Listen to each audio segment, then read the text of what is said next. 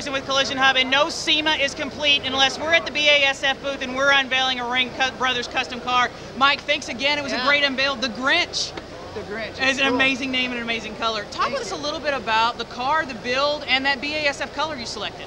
The car was Randy Wilcox. He brought us a 70 Camaro, and he's very meticulous. He kind of knew what he wanted. He goes, don't ruin the lines of this car. I love these cars. So we just tried to enhance that with some carbon fiber, a little Ringbrothers touch, cleaning up LS3 that we turned the intake around and did some different things there. And the paint, of course, BASF. I mean, we've been using it before we were into this scene at all.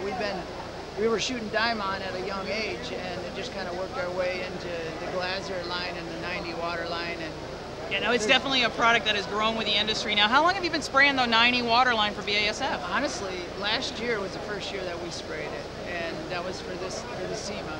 And once you get accustomed to it, it's really the bomb. It's easy to use. You can't tell in this color, but the metallics are amazing.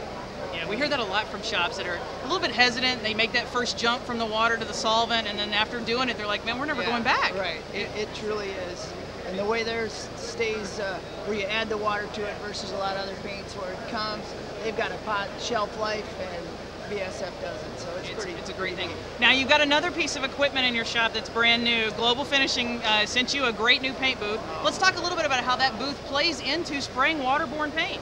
Well, one, we didn't have the air movement before. You know, you can still do it without air movement, but not to the level of what this booth, not only for water, I'll tell you, we can see.